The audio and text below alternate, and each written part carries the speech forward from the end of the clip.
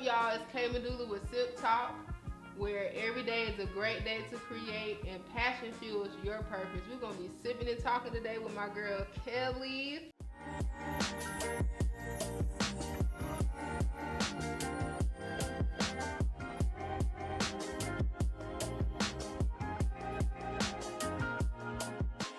Hey y'all.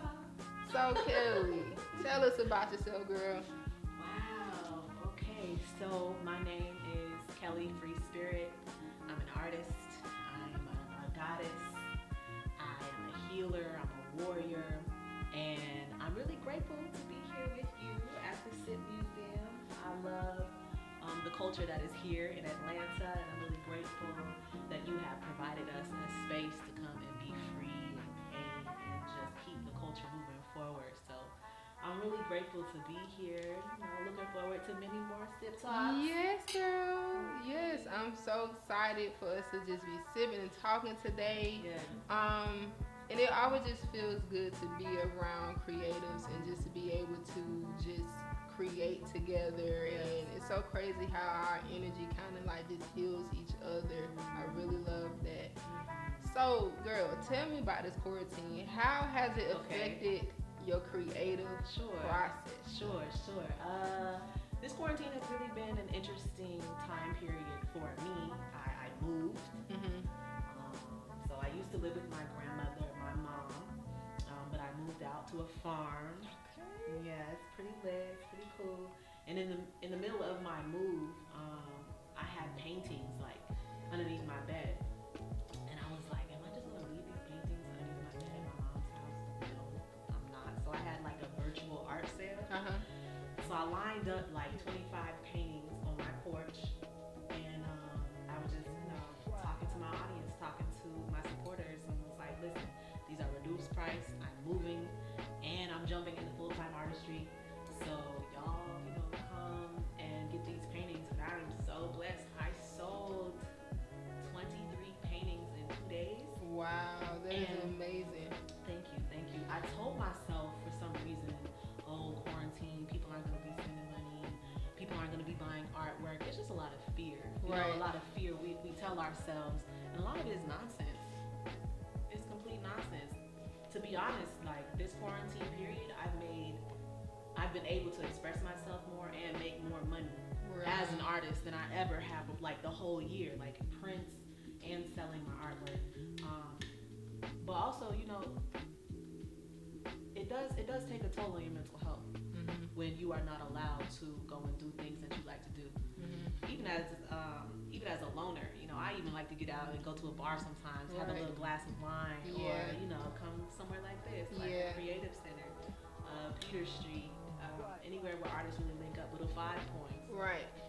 And where I moved is really close to Little 5 Points.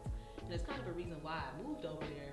And when I moved, it was like a desert town. Like, it was Little 5 Points. I'm just like, because I love going to Little 5 Points just to be inspired, because you never know who you going to, run into. Right. You might be out of some Palo Santos, and like, let me go get me some sage and Palo Santos, and just seeing just the beautiful culture that Little 5 Points has. It's so beautiful. So unique. Yes, it really is. And the biggest thing with quarantine with me was like, I don't get to see my artist friends like that. Like, I don't feel like painting today, and I need that energy to inspire me, because it's just so magical when all of us just link up, just inspire we inspire one another. I really enjoy that. So you said that you're a full-time artist now. Like, so how did you just make that move to like, no more 9 to 5? Yeah, sure. I'm gonna quit and do what I was meant to do. Right. Well, I took care of my grandmother for 2 years. So I told myself, when I move, I'm gonna make sure that I save so that I can do what I love to do. I do not suggest anybody just jumping into full-time anything without having saved. So I told myself, I'm gonna save $3,000 to $4,000 so that I'll be all right for a couple months. Even if art jobs come in here and there, I won't be struggling. Oh, where's my next logo coming from? Where's my next mural coming from? So I definitely strategized. I didn't just jump out into the ocean just like, I do believe in the universe, and I do believe that my ancestors got me, but I'm also really strategic about how I move, especially with money. Like, I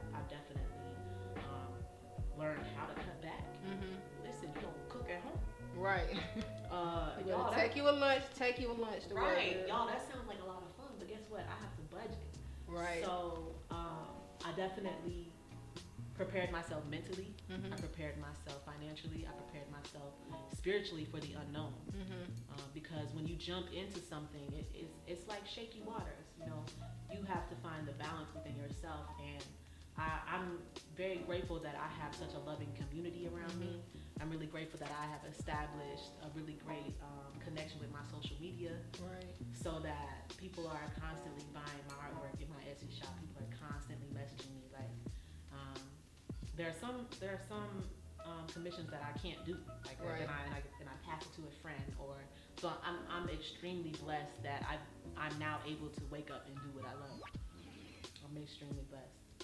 I think that a lot of artists, they need to understand that with creating art, like, there's two sides of it. It's creating art, but then it's also the business as well. Like, you can't just be like, oh, you know what, I'm just gonna paint and I'm gonna put it on IG. Like, no, you gotta go out, you gotta go network, you know, you gotta have it on, you know, on different types of mediums, where it might be on Facebook, on IG, you might want to be in a gallery or art shows, because artwork is meant to see it in different places.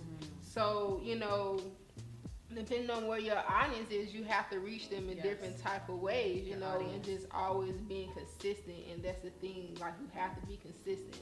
How are you going to be able to get from A to B if you're not taking those steps every day or every other day? Because sometimes, you know, I don't feel like creating. I don't want to do this logo or work on my website, you know, but it's just like, look, I don't want to work for nobody no more. Like, this is what I was born to do, was to create artwork. So whether it's doing set design, whether it might be a commission of murals, just anything, just, you have to just, if you're going to create, if you want it bad enough, then you're going to do whatever it takes by any means necessary to do it. So I want to know, what inspires some of the subject matters in your artwork? Cause so they much. Be dope, girl. Thank you. Cheers. Okay. My ancestors inspired me. My angels inspired me. The universe inspired me. Atlanta. Oh my gosh. Atlanta, ATL. We're gonna clink again for ATL. Okay. Are you from Atlanta? I was born in Las Vegas, but I was raised here. Really? Los Angeles. Las Vegas. Oh, Las Vegas. I'm sorry. The desert. It ain't really nothing out there. It's lights and it's fun for about 3 or 4 days. But after that, it ain't really much. Right. We have to go and have a good time. But Atlanta is such a beautiful breeding ground for Black excellence. I think it has a lot to do with our unity here. A lot of the first HBCUs and Black universities were started here. So, you know, Sweet Auburn, all that. We've always had a very rich culture here. But spiritually, my ancestors definitely pushed my artwork forward. I was really lost at one point in time.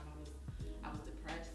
I remember I was making art for almost probably like 8 months. And I'm talking about consistently. I was posting artwork every 2 weeks. I sell nothing for like 8 months. I was so depressed. I was like, what the hell is going on? I don't know what's happening.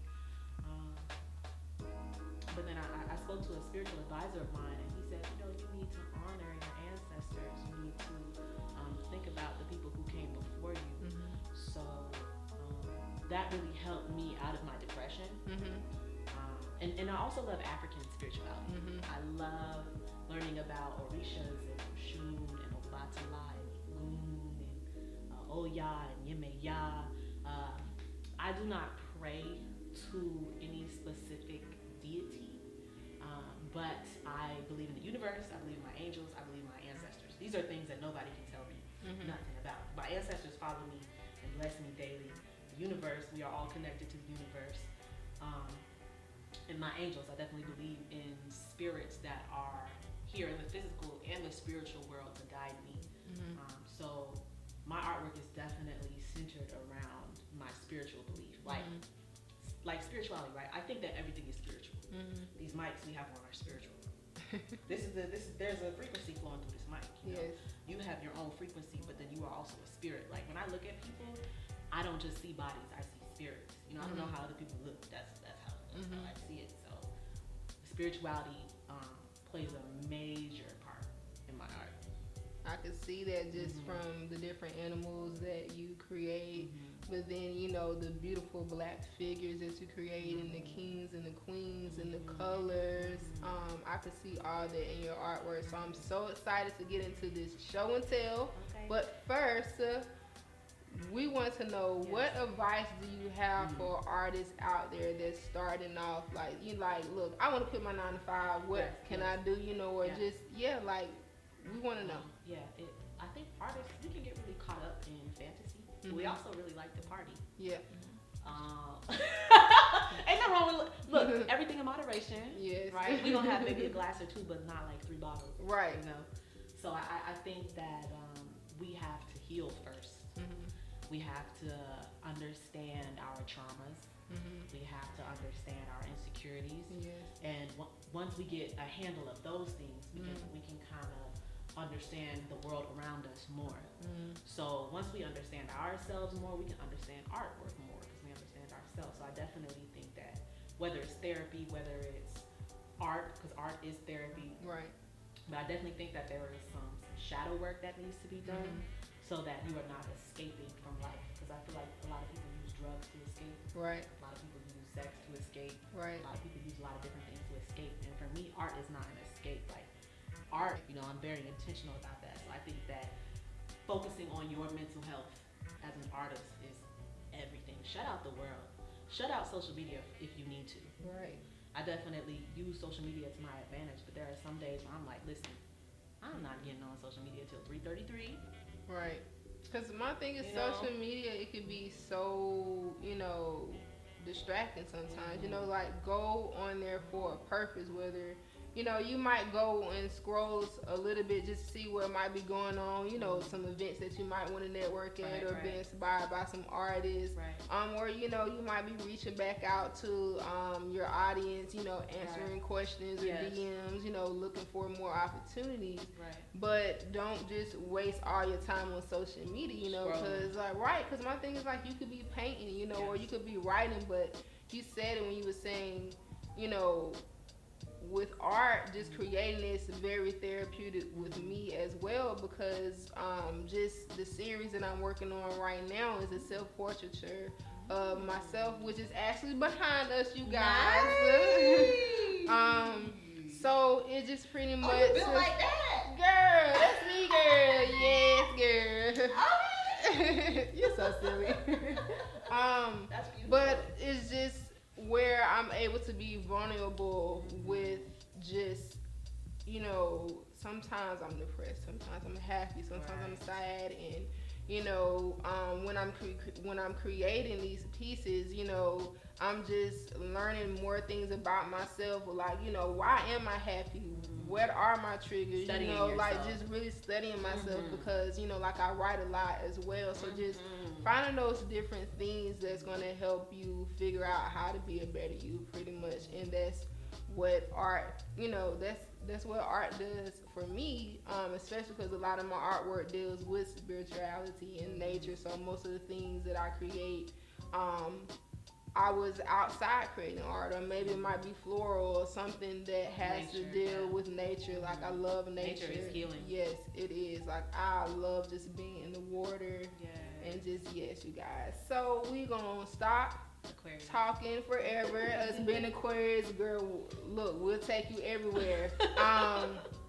So we're gonna get into this show and tell segment, because Kelly Free Spirit got some dopeness to show us. Thank you. Okay, so this is Mother of Creation. And the title of this is Epigenetics, the Motherland. And so when we think about epigenetics, we think about our DNA, right? And we have to think about how much information is stored within our bodies, right? Not just your mother's DNA, but your mother's DNA is coursing through your veins. So sometimes you might think, why am I craving mango and chicken and rice right now? Because your mother